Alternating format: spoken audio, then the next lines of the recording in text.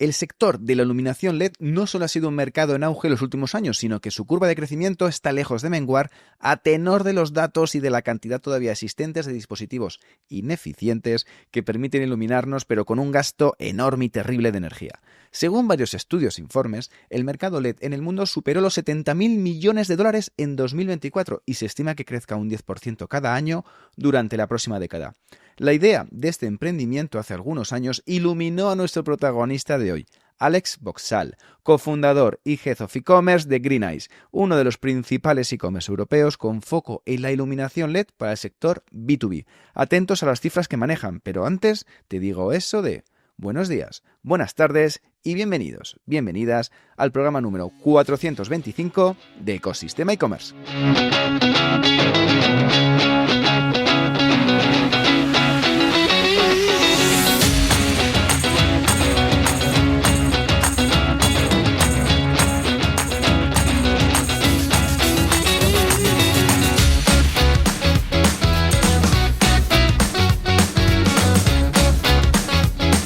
El podcast donde podrás escuchar todo lo relacionado con el mundo e-commerce sin filtros. Al micrófono, Javier López, consultor de e-commerce y fundador de ecosistemaecommerce.com y de Python.com. Siempre podrás encontrarme en contacto@ecosistemaecommerce.com. Y si hablamos de iluminación LED, tanto para el consumidor final como para el sector profesional, seguro que te viene a la cabeza la tienda online Green Eyes, un e-commerce que encontró muy bien su hueco hace más de 13 años y hoy en día se han convertido en un referente europeo sin dejar de tratar de expandirse a otras ramas sin perder foco. Y aunque parezca que queda tiempo, el Black Friday está a la vuelta de la esquina. Si sigues teniendo problemas con la logística de tu e-commerce y B2B, toca externalizarla. ¿Cómo solucionarlo? Muy fácil. Externalízala con Big Blue.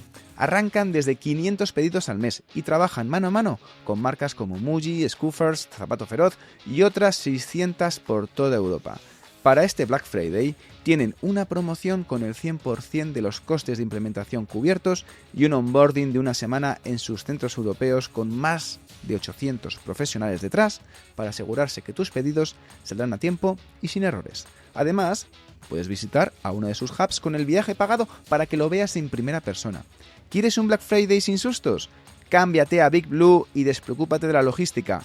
Y diles que vas de mi parte y escribe a ecosistemaecommerce@bigblue.io. Te lo repito, ecosistemaecommerce@bigblue.io. Si quieres un partner logístico que te gestione la logística y el fulfillment de tu tienda online, entra ya en bigblue.io. Y antes de empezar, toca anunciar y preservar las tradiciones de este programa y sobre ello constituye la frase del día, que la de este episodio comienza así. Un grupo pequeño que quiere exactamente lo que ofreces es mejor que un gran grupo que no interactúa, dicho por Ramsam Limestol. Y lejos de afanarse a vender de todo y de probar diferentes tiros, los objetivos fueron dos con esta tienda online. Centrarse en la iluminación LED, en algo que tuviera valor y principalmente en el cliente B2B para dedicar todos los esfuerzos y recursos en fidelizarse y en aumentar la cartera y el pedido medio. Alex Boxall nos cuenta un emprendimiento puro de e-commerce que han tardado 13 años en desarrollarlo sin inversión externa y que hoy en día juegan un papel muy importante en la iluminación LED vendiendo a bastantes mercados. Así que, sin más tiempo que perder,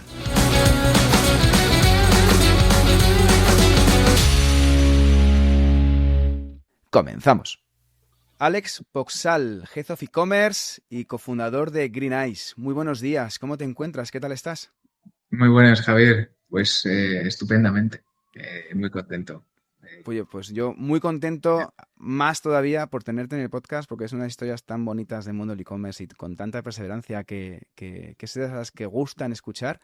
Y además que llevas ahí un año intenso con pocas vacaciones y la verdad, con muchas ganas de poder, sobre todo, encontrar un momento de parón para poder tomarte unos días, ¿no? Quizás. Sí, pero bueno, esos son males menores, así que tampoco, no hay ninguna queja al respecto. Ya. Pues te lo agradezco. Alex, primera pregunta. ¿Qué no debes hacer nunca cuando vendes a empresas B2B y profesionales por Internet en una tienda online? A ver, pues diría que no debe hacer pues todo lo que hemos hecho probablemente en estos últimos años, la verdad. Es decir, porque al final el, el perfil de cliente es completamente distinto y, bueno, yo diría que ¿qué no debe hacer? Pues lo primero que debe hacer cualquier empresa es entender, y sobre todo más en B2B, pues entender realmente el cliente cómo es el cliente al que se quiere dirigir y al cliente al que vende. Y en base a eso, pues lo que no debes hacer sale solo. Es decir, te diría que, que la pregunta cambia un poquito y lo siento por cambiártela, pero que sería primero entender exactamente quién es tu cliente y qué es lo que necesita y ahí sale, y a partir de ese momento pues sale solo lo que debes hacer y qué no debes hacer. En nuestro caso en concreto, pues mira, pues al final, entrando en materia, nosotros un e-commerce B2B, pues el perfil de cliente que nosotros vendemos iluminación, luminarias LED.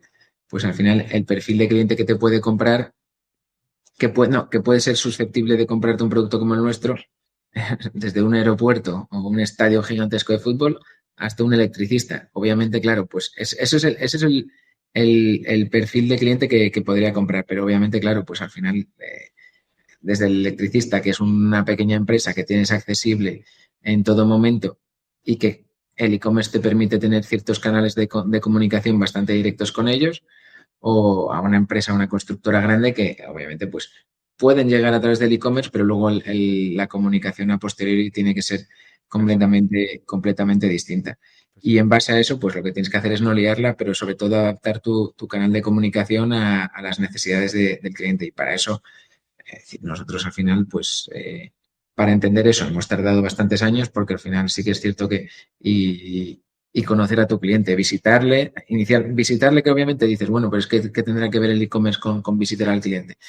Pues realmente es la única manera en la que realmente entiendes exactamente las necesidades que va a tener tu cliente. Cuando tú vas ahí, te cuenta todas sus películas y sus historias, ves su almacén, ves exactamente si tiene o su almacén, sus instalaciones, si tiene material estocado, si no lo tiene, pues en base a eso tú puedes crear tu patrón de persona prototipo de cliente o segmentación de cliente, como le queremos llamar, y a partir de ahí defines tus estrategias de comunicación y de captación y de retención y de todo. Pero bueno, que al final la base parte por conocer al cliente. Y digo, ¿qué no debes hacer? Pues lo que hemos hecho nosotros, que ha sido no conocerle tanto como debiéramos durante los muchos primeros años. Es decir, pues si nosotros aproximadamente llevamos 13 años, hasta te digo que este ejercicio de conocerle en profundidad y demás, pues seguramente, y esforzarnos en ver de primera mano al detalle todo, pues no hemos tardado muchísimo tiempo en hacerlo, muchísimo más del que deberíamos. Bueno, pero hay dos cosas muy interesantes que has dicho. Una es que no es solamente un tipo de cliente, sino que es un espectro enorme, que cuando nos afanamos de crea tu arquetipo de cliente, crea tu tipología de cliente, es que tengo 100, tengo 50 tipologías, desde un electricista, lo que decías tú, hasta un estadio o una gran constructora. Pero es que luego además, lo que no se cuenta en el B2B online es que hay mucho manual, es que hay mucho de relación, es que hay mucho de llamada telefónica, hay Sí, mucho de te absolutamente. guío haciendo el pedido mientras te estoy hablando contigo por teléfono. Nosotros el canal de B2B, e-commerce, realmente nosotros tenemos planteado, porque al final, no, inicialmente la historia de Green Eyes nace como un e-commerce, como tal, de hecho, sin definir bueno, en una época obviamente en la que no te hacía falta definir nada, porque como había tan poca competencia en el e-commerce hace 13 años, pues a poco que sirviese el producto y tuviese un precio decente, ya funcionaba. ¿Y qué pasa? Pues ahí a lo que iba. Nosotros claro que siempre hemos sabido que nos compran instaladores, que nos compran distribuidores, almacenes, constructoras y demás. Eso siempre lo hemos sabido y siempre como tal bueno, pero hemos querido ser, bueno, hemos tenido conciencia de ello, eh, pero siempre queríamos ser un e-commerce, básicamente, con lo cual, y eso realmente, el ser un e-commerce puro en B2B no es a lo mejor lo que te demanda la empresa, y menos en este sector a lo mejor tan tradicional todavía como es. ¿Cómo lo tenemos estructurado ahora o cómo lo planteamos a futuro? Pues al final un híbrido, es decir, el e-commerce obviamente sirve como captación estupenda y sobre todo para B2B, obviamente, es mejor que cualquier otro comercial a puerta fría y demás que pueda estar captando.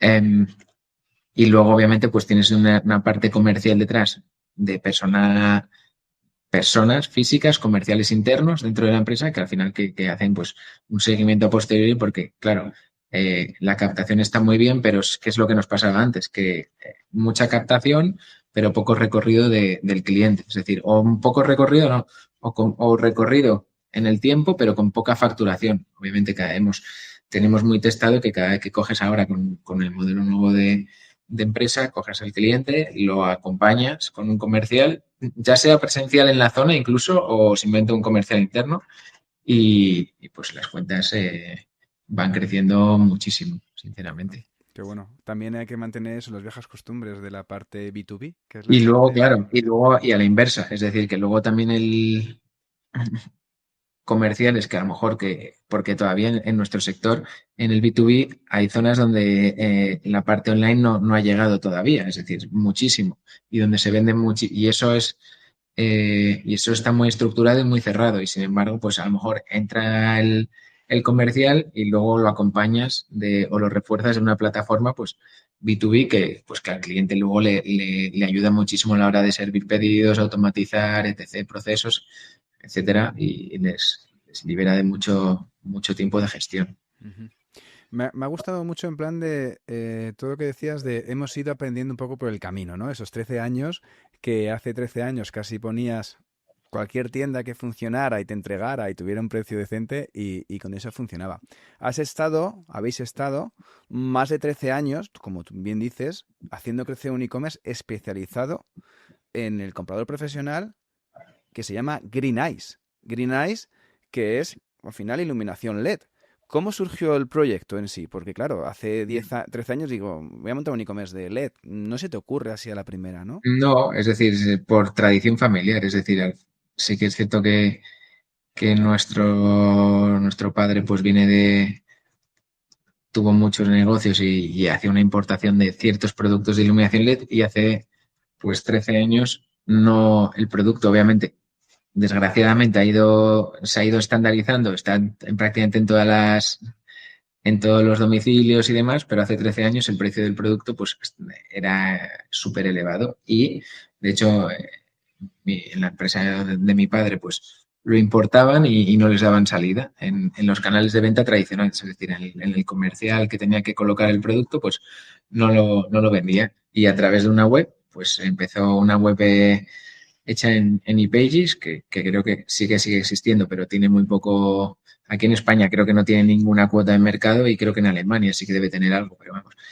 Y de hecho fue mi padre el primero que montó una web que le hicimos nosotros, esto de que tú coges un dominio, de hecho en Arsis de 50 euros y a partir de ahí vas subiendo tus historias y es lo que decía, que como había tan poca competencia, pues a poco que te comprasen ya y sirviese el producto ya servía. Por lo cual era un poco, eso fue el inicio como tal. De hecho, a ver, está feo decirlo, pero es cierto. Es decir, nosotros muchas veces ni teníamos el producto en stock. Es decir, lo cogías la foto de Alibaba, la subías, lo vendías y claro, pues como no existía Amazon, obviamente. Amazon creo que es No, no en estaba. 2016, ¿no?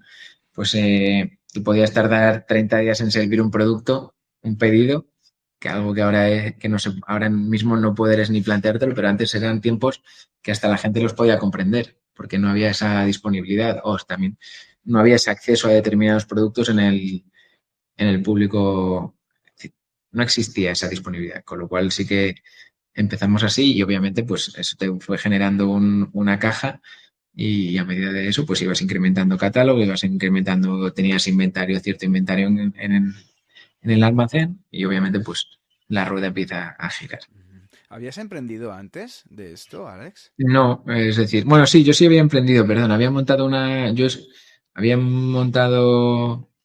web de abogacía, porque yo estudié Derecho y ADE al principio, y era es que no me acuerdo ni cómo era. Sí, cambió una ley en España por la que los licenciados, que ahora creo que se llama graduados, ¿no? Los que terminan la carrera, tienen que hacer un máster de acceso a la abogacía y yo en la empresa hacía de intermediario entre los estudiantes que terminaban la carrera y los despachos de abogados para obtener esas licenciaturas. Todo ello porque al final había muchas menos plazas de los que estudiantes de derecho disponibles para hacer esas prácticas. Y obviamente eso no facturó ni nada. Eso, a ver, la idea estaba muy bien planteada. No, la idea era muy bonita en la teoría, pero duró nada, 3 meses, 4 meses el proyecto porque el, el factor monetario no estaba claro, el cómo facturar. Así que nada, ya a posteriori empezamos con GreenX. Es decir, yo nunca he trabajado para nadie. Eso es no sé si eso es bueno o malo, pero bueno, la realidad es que nunca he sido empleado Nunca has trabajado por cuenta ajena, por básicamente. cuenta ajena nunca en mi vida. Nunca ajena. Vale, y para montar Green Eyes, me contabas eso, 50 euros del servidor, la web, el naming, em, nada más. ¿Con qué inversión comentas al principio? No, a ver, no, inversión sí, Publicidad. obviamente. Inversión privada, capital externo, nada. Obviamente lo que hacíamos era tirar el dinero de la empresa de mis padres y Porque obviamente ¿cuántos eres en la empresa de de tus padres? no, mis padres, básicamente. Mis padres, mi hermano y yo, O sea, una básicamente. Y pyme, ahí realmente una pyme, España clásica. sí, había un almacén con un empleado de almacén, una persona de administración y demás, pero al final lo que es perfil más allá, una pyme, es decir, una pyme de 5 personas, 4 personas, más o menos, sí. Lo normal en España, básicamente. O sea, Eso es. ¿Y cómo se empezó? Pues obviamente, pues esa empresa, como hacía importaciones, pues tenía líneas de importación y cuentas de crédito, pues obviamente, pues como vimos, y por eso de ahí surge el nombre de Green Eyes, porque al final el nombre de Green Eyes no tiene ningún tipo de, de vinculación a la iluminación ni nada. Es decir, que es un nombre abstracto, pero era el nombre de la sociedad que tenían mis padres, con lo cual simplemente, pues como se utilizó, pues así se quedó, básicamente. vale, es una de las preguntas que tenía. ¿Por qué Green Eyes? O sea, no me Pues sabía. porque Era el nombre de la de empresa. hecho, es más, es una sociedad de estas de sociedades que tú compras porque ya están creadas, constituidas y tú en vez de ir al notario y pedir cita y constituir el registro, Que es pues un compras una sociedad ya, procedimiento.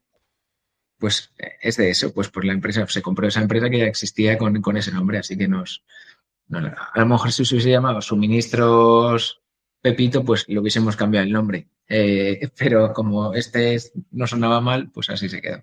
Yo tenía que haberlo hecho eso cuando monté la mía y pasa que el nombre estaba libre, el que me gustaba. Si no no hubiera estado libre, hubiera comprado una de esas porque me he tirado, pues, lo de que se dice que en 15 20 días tienes una empresa montada es mentira. Ya, Te tiras 2 3 meses exacto, y da una exacto. rabia respecto a otros países que tardan 24 48 horas y tú en España, pues, y encima si pillas Navidades, pues, Que sí, sí. Nosotros al final esto lo hicimos porque ya es así. Esto es como un mercado. Básicamente lo compras, te lo llevas y ya tienes una empresa. y empaquetado. Y al día siguiente, al celebrarlo. Exactamente. Y desde entonces, Alex, sin inversión externa, todo con recursos propios.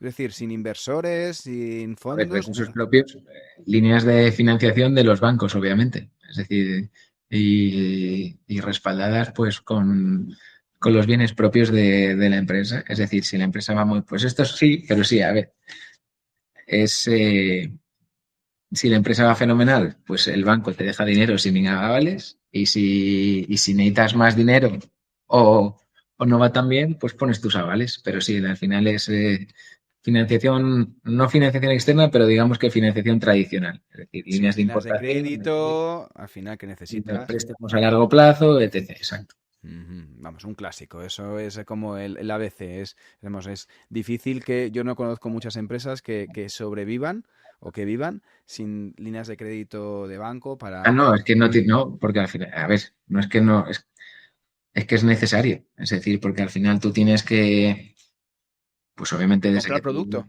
Tienes que comprar claro, producto. tienes que tener producto y ese producto tarda un tiempo en llegar a destino y un tiempo en venderse. Es decir, y entre medias hay unos lapsos de tiempos en los que tú puedes estar generando capital, obviamente, para cubrirlo, pero no siempre se da, o en inversiones, o si son cantidades grandes, pues bueno, pues sí, es absolutamente necesario. Absolutamente. Absolutamente. Alex, por dimensionar el proyecto, algunos números, porque a nivel de tráfico estáis muy bien posicionados, pero a nivel de facturación, empleados, países, ¿qué es ahora Green Eyes? Por poner un poco unos números encima de la mesa. Pues, al final, pues más o menos Green Eyes, sí que es cierto que Green Eyes como tal lleva cierto tiempo estancado, obviamente, en lo que es facturación, es decir, Green Eyes está alrededor de los 10 millones de euros solo en facturación la sociedad de Green Eyes. Lo que pasa que sí que hemos ido, pues durante los años, pues Green Eyes ha ido comprando partes o participaciones en otras sociedades también de iluminación y más o menos, pues a lo mejor te diría que el conjunto de lo que es Green Eyes como tal es esa, la facturación. Luego el conjunto de participaciones que tiene, pues a lo mejor sí que puede, sumando todas las facturaciones del resto de empresas, puede estar en los 22 millones, 24 más o menos, Ujú, es lo que cerrado este año. ujú. ¿Y el número de empleados, más o El menos? número de empleados, pues cada vez, pues demasiados. La realidad yo es que al final no podemos ser, obviamente, todo, la realidad es esa, demasiados, porque al final, y no porque no quiera no porque me caigan mal ni mucho menos, en absoluto, es simplemente porque al final eh, es muy caro, obviamente, y es un coste muy grande para la empresa al final el pero es necesario en muchos casos y ahora, bueno, y ahora en algunos casos también es menos necesario. Empleados como tal, pues creo que unos 40, Greenace Ujú, 35, 40, va ujú, fluctuando. ujú. Bueno, habéis pasado de Eh, una pyme de 5 a una empresa de 40, 45, 35 empleados. Exactamente. Cuando digo demasiados, pues al final nosotros toda la parte de marketing está externalizada, toda la parte de desarrollo ahora está externalizada, que era una de las cosas que también queríamos haber hecho, pues llevamos un año y algo haciendo. Eh, Customer Service también parte está externalizado. Nosotros al final el objetivo real de la empresa es que estructuralmente eh, salvo las posiciones realmente o los departamentos realmente que tienen que estar muy dentro de la empresa, como es la parte comercial, en la parte B2B, todo lo que sea un trabajo más lineal o que requiera menos, pues digamos que darle al coco o adaptarse, pues que pueda estar, se pueda externalizar o automatizar, básicamente. Es decir, Ujú. al final nosotros sí que es cierto que todo el tema de las IAS, sí que en la parte de, por ejemplo, atención al cliente, les estamos intentando apretar todo lo que se pueda. Eso sí que es cierto. Que obviamente va en perjuicio, pues eso. No tenemos a nadie contratado porque también el call center está externalizado. Ujú. Pero obviamente si se consiguiese automatizar, pues ese call center externo sería sustituible. Estáis un poco en esa línea, ¿no? A ver si cómo podemos con la IA automatizar procesos, generar automatismos, que es bueno, todos los e-commerce están en esa pelea, en esa carrera por poder automatizar procesos y ser más eficientes al final con las 24 horas que da el día, básicamente. Exactamente. Sobre todo, pero ya no tanto yo qué sé, automatizar workflows de publicidad en historia esas, sino un poco más, pues cosas que realmente tengan un poco más de impacto en el negocio. Es decir, pues automatizar, ser capaces de prever demandas de productos, básicamente, de ventas de Ujú. productos, para poder, eh, ahora como vamos a tener un par de ubicaciones físicas de venta, pues abiertas al público, pues ser capaces de prever la demanda con mucha exactitud para no cargarnos de sobrestock en ningún sitio y poder utilizar, pues lo que te decía, pues como al final es una empresa pequeña en el que el capital es propio y demás, pues todo el dinero que tengas disponible para cosas siempre es bienvenido y es importante. Guay, Complicado el y hay tema que tener, al de... menos yo pienso que hay que tener esa mentalidad, eso sí que es cierto. La parte buena es que tenéis un histórico importante para poder medir todo eso. La parte mala es que al final tú puedes predecir el stock, pero es que al final la IA, lo que pase de aquí a un mes, que pueda haber otros No, pero ya no es, sí, pero aranceles. al final es IA, pero ya no son tanto modelos de lenguaje, sino al final más pues modelos de predicción que al final yo creo que sinceramente todas las empresas de suministros pues que comercializan productos llevarán décadas casi funcionando con ello. Es decir, que es un poco Sí que es cierto que, bueno, pues IAS, tema de telefonía, tema de comunicación con los clientes, pues es más sencillo de gestionar porque hay a patadas ahora están saliendo herramientas de ese tipo y luego pues es probar la que a uno le encaje en su estructura de negocio. Pero bueno, que sí, que la pregunta era cuántos éramos. Inicialmente era cuántos éramos en la empresa, pues 35 aproximadamente. Me queda claro, me queda claro.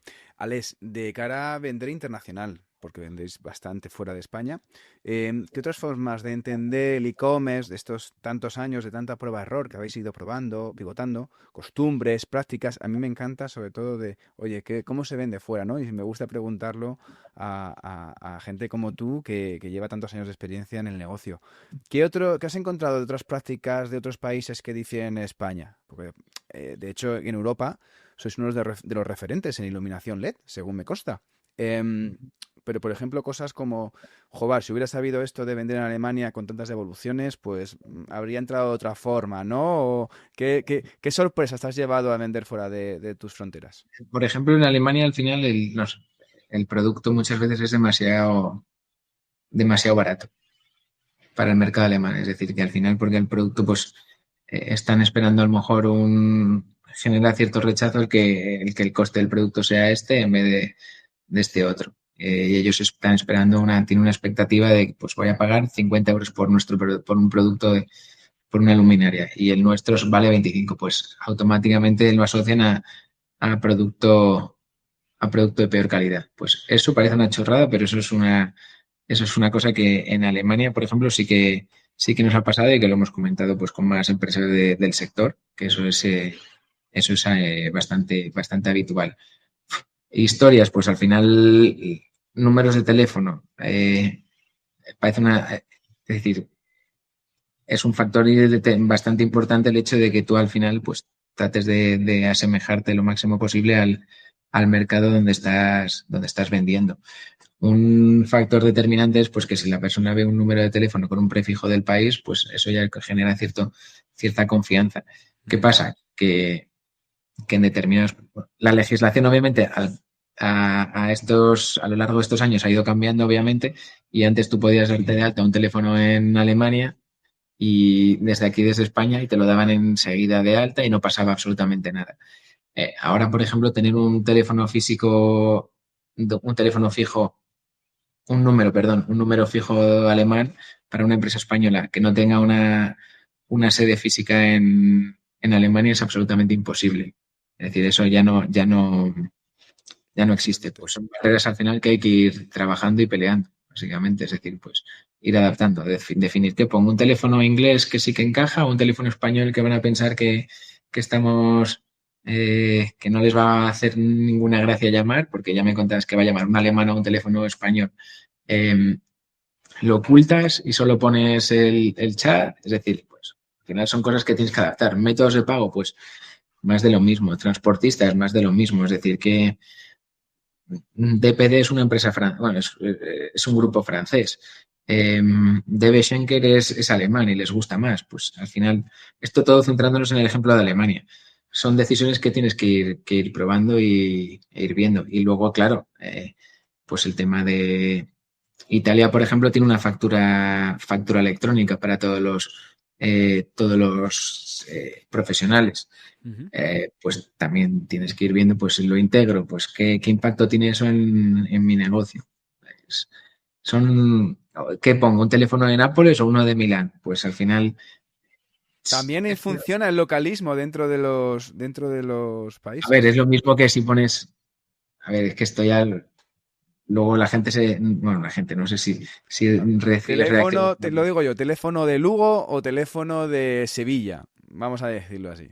Exacto. Bueno, yo diría que pones un teléfono de Madrid que a priori, obviamente, se entiende como que es la capital, o un Ujú. teléfono de Almería. Pues queda más a priori que uno que lo asocia inmediatamente.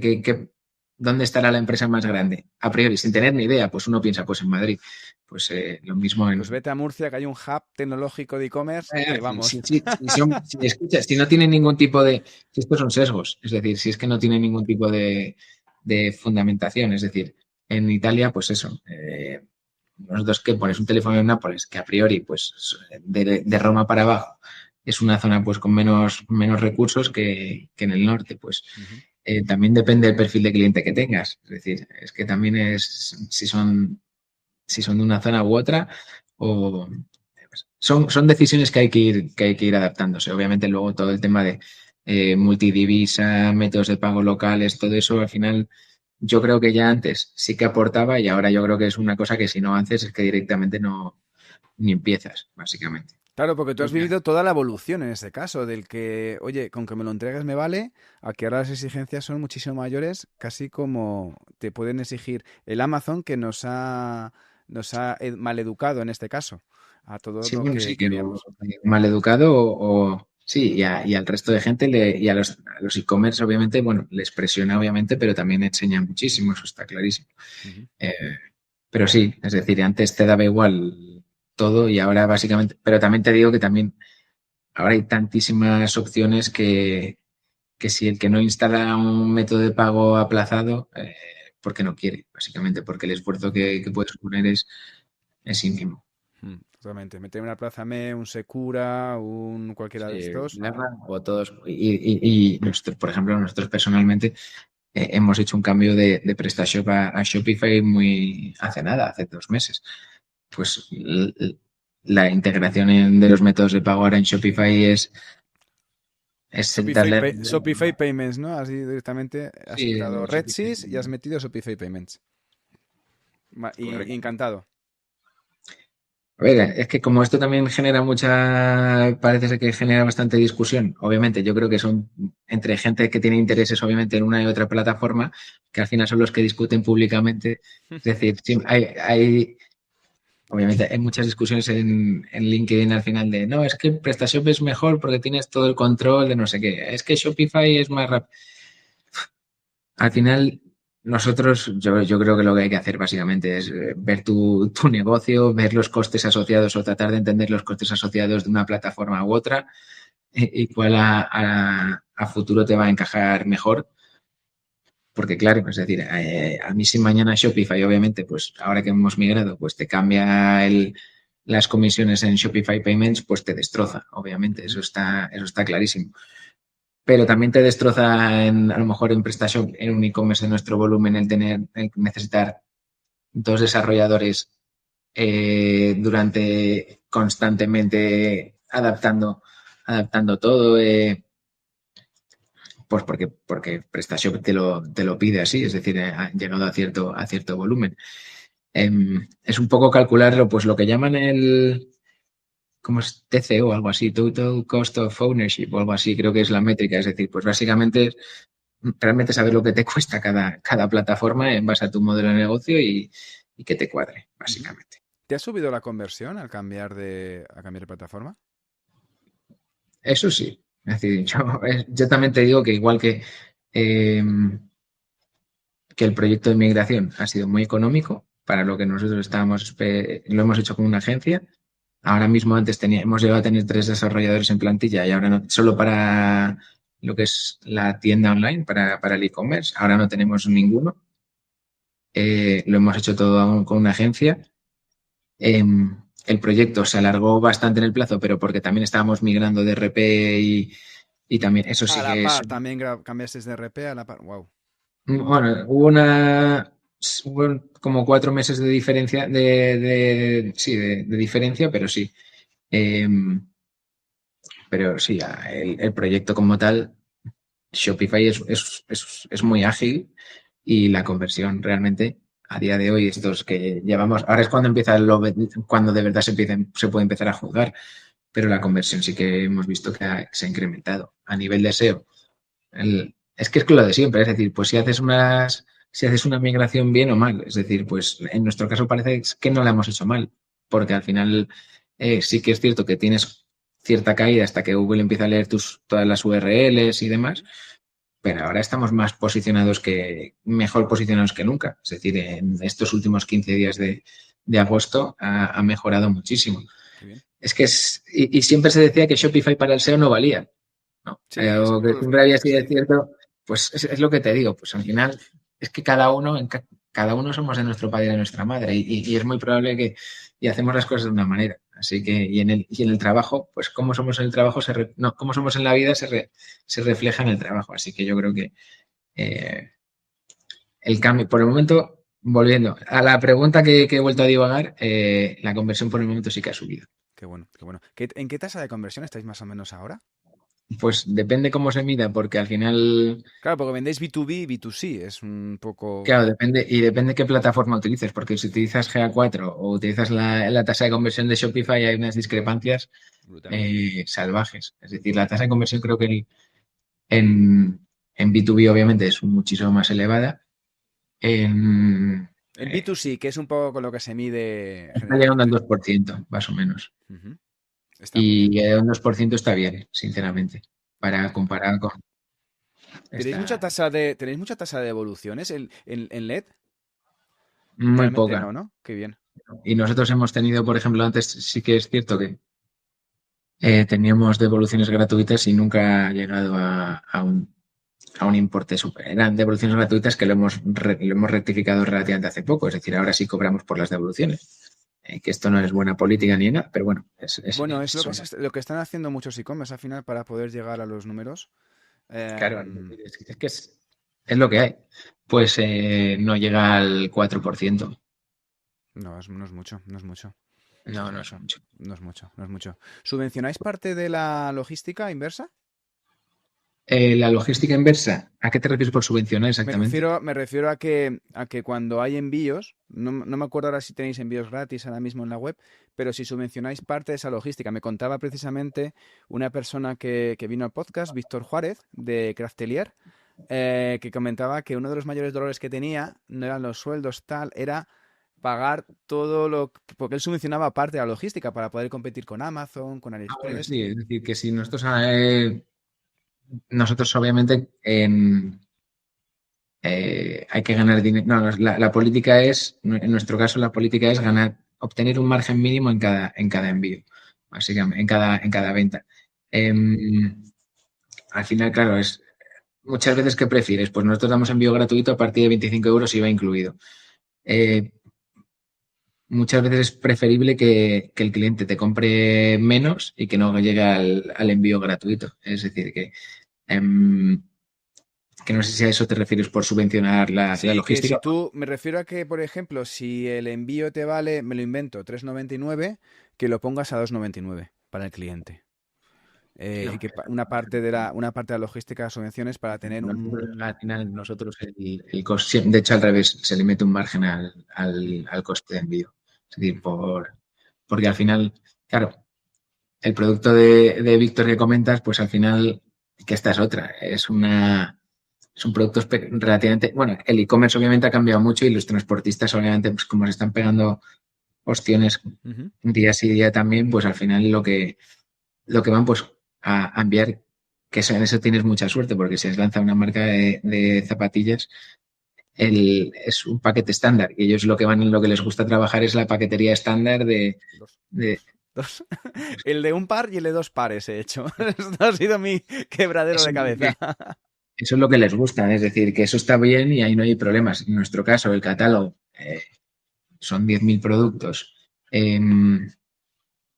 con una variedad de medidas, pues, y pesos muy, muy grandes, con lo cual al final ahí eso es una complicación. Es decir, ya no tanto las tarifas que te da el transportista respecto a lo que realmente luego te cobran por temas de extramedidas, de factor de conversión, de enfintable, bueno, zonas remotas aplica a todo el Todo, mundo, todo, todo. peak Bueno, season, zonas remotas es algo que todavía me hace daño pagar.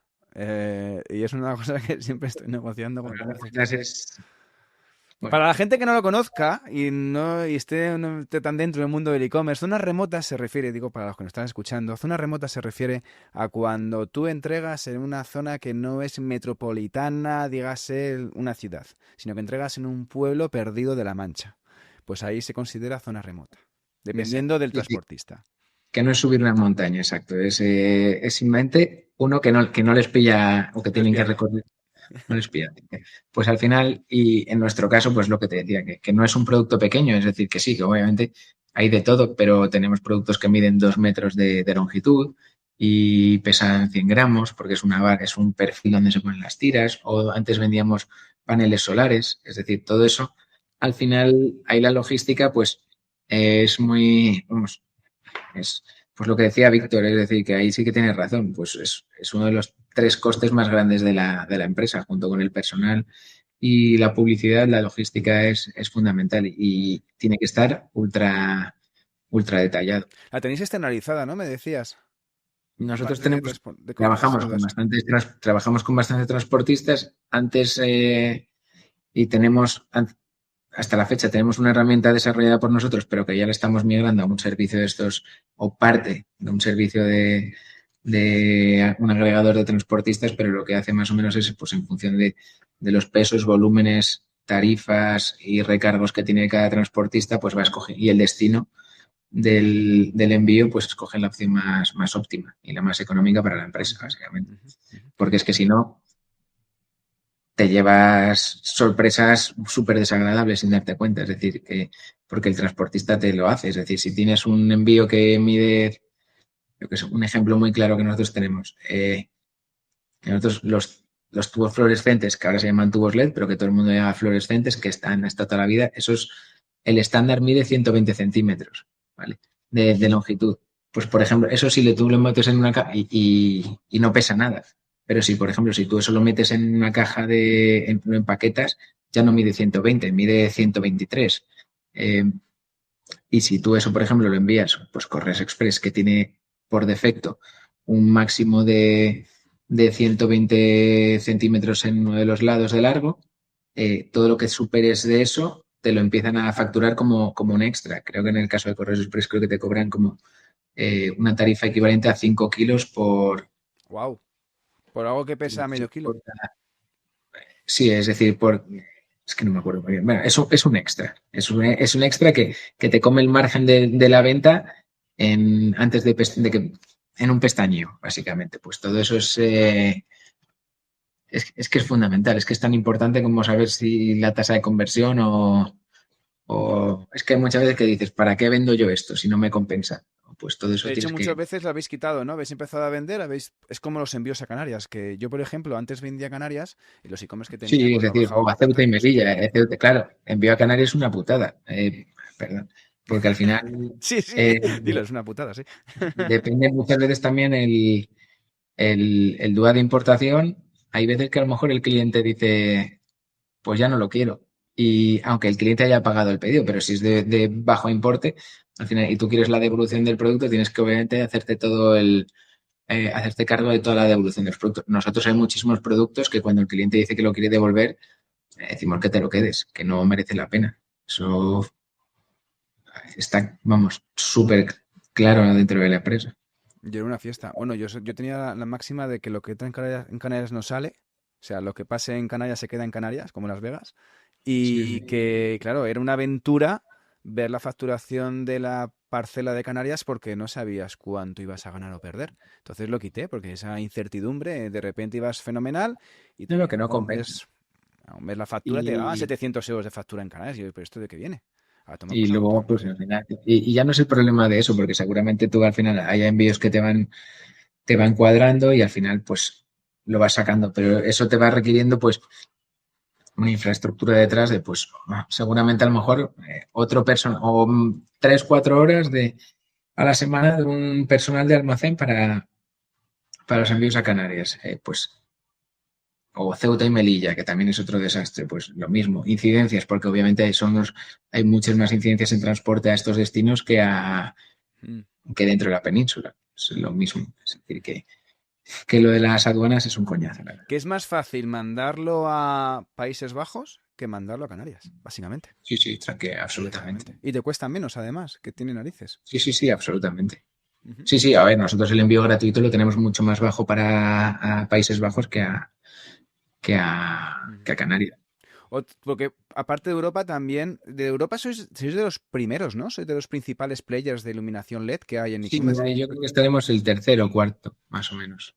que hay gigantes, en este caso, en toda Europa. Sí, sí, sí, sí. Iluminación LED es un mercado además con, no sé, creo que decían 80.000 millones o 70.000 millones, una burrada Es de... inmenso. Lo que pasa que ahí, claro, es lo que te decía al principio del todo de la conversación, que al final hay que, dentro del sector hay que discriminar entre iluminación pública, que son las, los concursos públicos de ilumina el puerto de Valencia, 18 millones de euros. Pues eso al e-commerce no le cae, eso es retraso. Desgraciadamente. Compra él. La Yo creo que Diputación de es Valencia no más lo compra. la facturación de los. Y luego también dentro de lo que dentro de esas cifras también meten mucha iluminación decorativa y demás.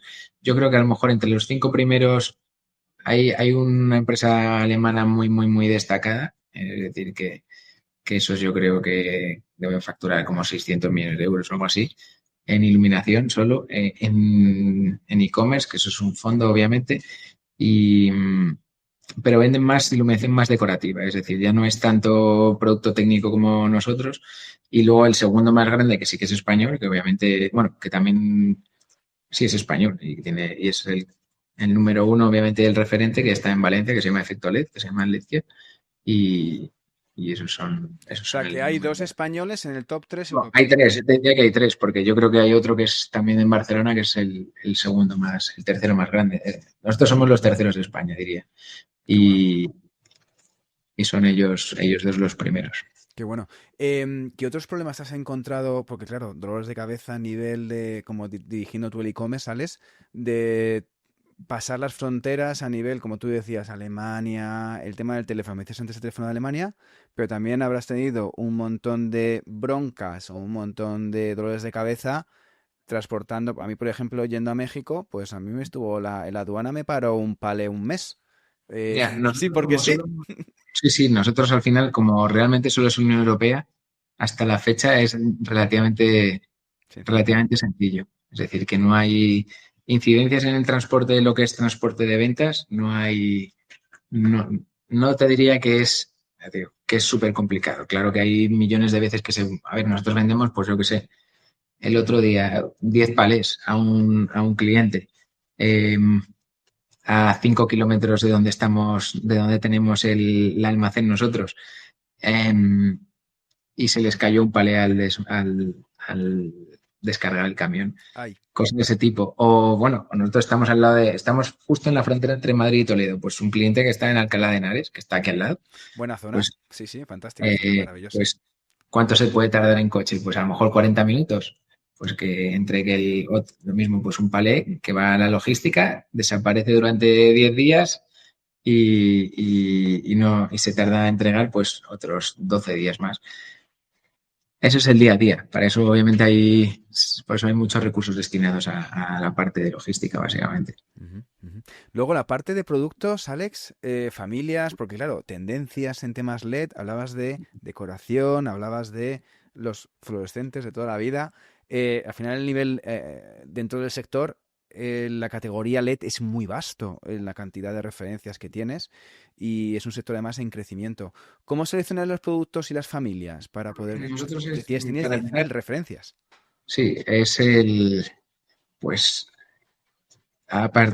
pues tratando de utilizar alguna herramienta que nos pueda hacer, antes de meterte en meter muchas referencias o muchas familias o inversiones grandes en esto, salvo que lo tengas muy claro, pues eh, ver cómo han funcionado productos similares, patrones de velocidad de salida de inventario, obviamente la competencia, eso está clarísimo.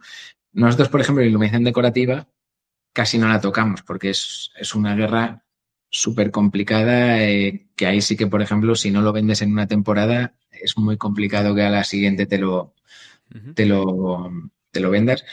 Y aparte que hasta hace 4 días, ahora sí con la IA, pues todo el mundo hace un contexto, hace una foto de contexto perfecta y demás, pero hace 4 días necesitabas un set de fotografía para poder ubicar tu luminaria o tu sofá, todo perfecto. Y No, eso al final, ahí sí que es cierto que, por ejemplo, la IA sí que ayuda muchísimo a economizar costes.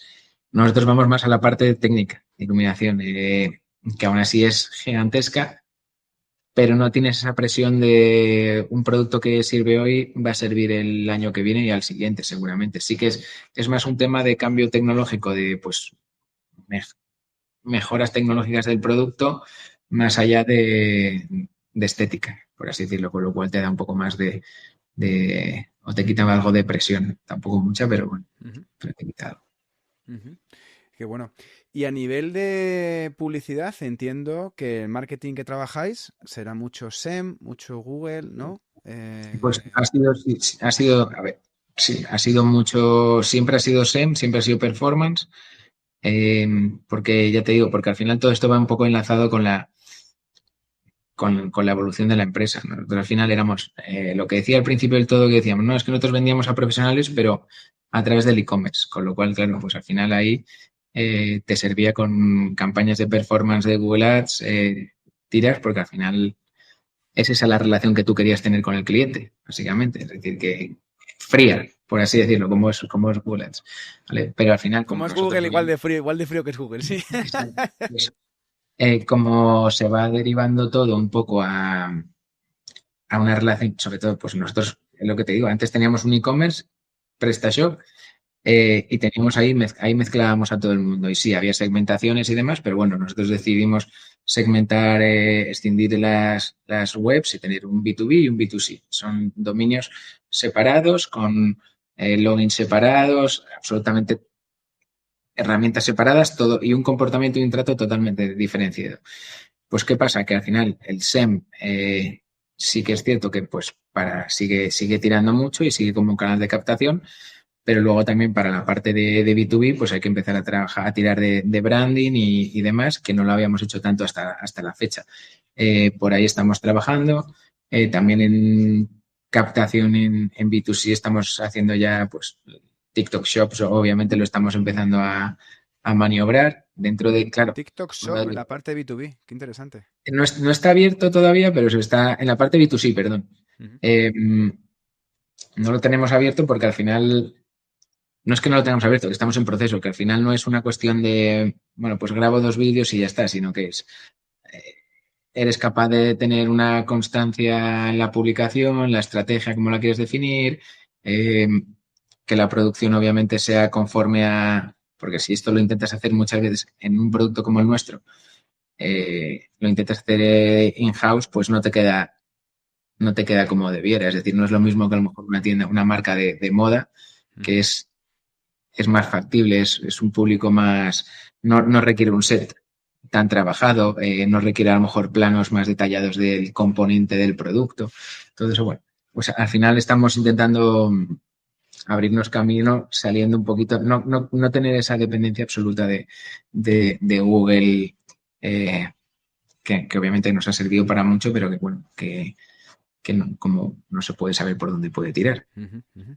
¿Tú crees entonces que era necesario, ¿no? Para poder manejar correctamente un B2B y un B2C, tenías que separar ambos mundos a nivel de e-commerce? Como has dicho antes, que teníais un Yo, B2B yo, por un lado, login diferentes. no, sí, no. Es decir, nosotros nos podíamos haber quedado como estábamos y podías aguantar, pues, no sé, a lo mejor toda la vida o no. Es decir, que eso no se sabe, pero al final lo que sí teníamos claro es que estos competidores que te he dicho antes a nivel nacional que son más grandes, pues lo que sí que veíamos es que éramos los tres muy parecidos. Es decir, que eh, una tienda con el mismo funcionamiento, un login, mismo tratamiento B2B, B2C, bueno, perdón, una tienda para B2B, B2C, con un login que hace diferenciaciones pequeñas, pero bueno, al final no deja de ser eso. Pero si quieres de verdad, nosotros como empresa vemos que queremos seguir haciéndola crecer y hacerla crecer de verdad, pues donde vemos que tiene más recorrido, pues al final captar clientes B2B y obviamente explotarlos. Pues ¿qué quiere el cliente B2B? Pues obviamente quiere sentirse, para empezar, lo que no quiere es que un cliente particular de la calle tenga, no quiere ni verlo en pintura, es decir, que lo que quiere es sentirse obviamente completamente diferenciado y que tenga y saber que hay un canal específico para ellos totalmente distinto del canal del retail. Eso para empezar. Y luego, obviamente, y es un tema conceptual muchas veces de nuestro sector. Y luego, pues eso, pues el hecho de tener las cosas separadas te da pie a que si quieres hacer determinados desarrollos o determinadas acciones, no se vuelvan, no tengas que estar haciendo un Tetris para poder encajarlas, básicamente. Es decir, si nosotros al final, claro, antes de hacer una newsletter, pues en la tienda anterior tú tenías que hacer una segmentación de tarifas, unos nodos, unos workflows que decías, joder, vaya tarea para enviar una newsletter. Pues ahora mismo tú ya tienes tu plataforma B2B, es proceso para ella Con tu que hay newsletter muchos, propia, que no tienes que estar claro, sí, sí, haciendo sí. malabarismos. Y con muchas cosas ya que ya estaban hechas porque son para B2B y porque tú has hecho una plataforma para B2B. Es decir, O sea, que ¿veis? si la... El cambio Shopify habéis aprovechado para dividir las dos facciones, ¿no? Entiendo. Antes con PrestaShop estaban juntas, con diferentes con el mismo portal para todos, Exacto. pero con Shopify ahora mismo habéis dicho, oye, yo hago mi tienda B2B y mi tienda B2C, con dominios Sí. diferentes, ¿no? Subdominio, sí, sí, exacto. Es un subdominio el B2B, Ok. pero al final es lo que te digo, que es que si, obviamente, claro, eso ya te permite hacer muchas cosas, pues que si quieres tener un catálogo específico para B2B, porque al final el particular, el que compra iluminación, pues muchas veces si le metes 10.000 productos, muchas veces le estás abrumando con tanto producto, tanta información. Y no necesita, a lo mejor necesita 4 cosas para decidir el producto que quiere. En el B2B no, porque a lo mejor yo que sé, están comprando por referencias y quieren el catálogo de una marca determinada, que simplemente el catálogo de esa marca son 1.000 referencias y van a buscar por la referencia en concreto. Pues ese tipo, u ocultar, es decir, dentro del el B2B, que tú tengas distintos perfiles de clientes y a determinados clientes no les vendes. Nosotros, por ejemplo, tenemos una marca que es solo de productos que es solo para la distribución B2B, es decir, solo para un perfil de cliente. Pues hay otros clientes del B2B que no tienen acceso a esa marca y no la ven cuando se lo vean. Pues todo eso al final, imagínate tener que hacer eso y sumar luego también el B2C entre medias, pues te vuelves, al La final rumba. nos pasa eso, que tenías un Frankenstein montado que cada vez que ya no era escalable. Ya tecnológicamente ya no. No era posible, no era posible. Tocabas una cosa y rompías 4, por otro lado, por mucho que Me tuvieses suena. test y demás. Me suena. A pesar de la pantalla de la parte de pre, no, la parte de post no, luego se rompía siempre en cosas. Alex, última pregunta. Que esos 13 años que has estado trabajando muy, muy, muy encima de la mano para poder escalar un negocio de e-commerce, principalmente B2B, un poco con un montón de curvas y de subidas y bajadas y cambios de rasante. ¿Cuáles han sido un poco las principales curvas que te ha tocado manejar este e-commerce durante los últimos 13 años? Hombre, la principal curva es cuando los resultados no dan. Eso es el... Y tienes, obviamente, pues, pero es como en cualquier negocio. Es decir, que al final, cuando las cosas no salen como uno espera, pues que tienes que adaptarte. Obviamente también eh, el e-commerce va muy, muy, muy rápido. Es decir, que yo creo que un año en e-commerce o 2 años en e-commerce equivalen a 15 de casi, bueno, pero a 10 de otro negocio, que tienes más margen para ir adaptándote a los tiempos. Aquí vino el COVID y todo para todos fue maravilloso porque facturamos un montón, Ujú. pero también dio pie a que entraran otros gigantes mucho más grandes que obviamente, cuan- que también están a día de hoy, están llevándose cuota de mercado que Mercado. ya antes no existía. Y es que se debe adaptar. Es decir, nosotros, claro, nosotros se evoluciona muchísimo de ser solo pues eso, una plataforma que vende a B2B y B2C. Ahora somos 2 plataformas. Marketplaces, obviamente la unidad de negocio en Marketplaces también es importante. Es decir, es un coñazo, pues sí, pero la puedes dejar de lado, pues tampoco. Es decir, y nosotros pues la parte B2B offline que la vamos enlazando mucho con la parte online, pues es el camino más o menos al que nosotros nos gustaría llegar dentro de la estrategia de la empresa a futuro. Y todo esto se hace, pues es lo que te decía antes, que antes nos podíamos haber quedado como estábamos antes y funcionar, pues probablemente. Es decir, probablemente habríamos estado pues 5 años funcionando tranquilamente y no hubiese pasado nada. Pero lo que quiere una empresa tiene Crecer. que crecer. Una empresa tiene que crecer, tiene que tener una tendencia hacia arriba y para eso hay que esforzarse, hay que acercar, no puedes relajarte, eso sí que es así. Pues firmo debajo.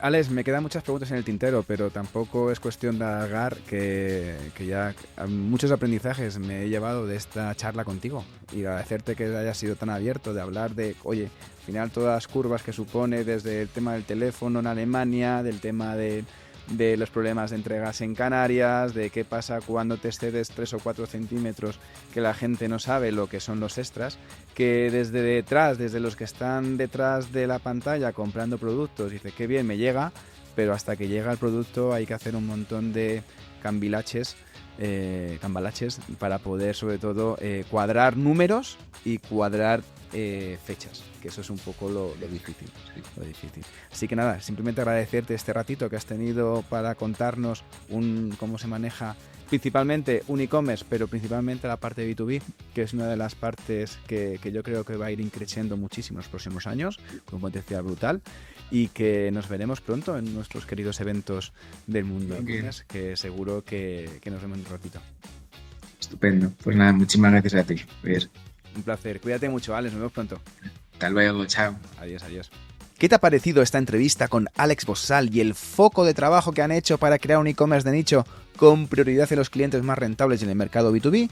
Pues si te ha gustado, ya sabes lo que me ayuda a que le des a las 5 estrellas. Y si no lo has hecho, que te suscribas a cualquiera de los canales donde escuchas Ecosistema e-commerce. Y si necesitas ayuda para desarrollar tu proyecto online, puedes contactar conmigo en contacto@ecosistemaecommerce.com. Gracias de nuevo, nos escuchamos el próximo martes con un nuevo episodio de Ecosistema e-commerce. Que tengas muy buen día. Adiós.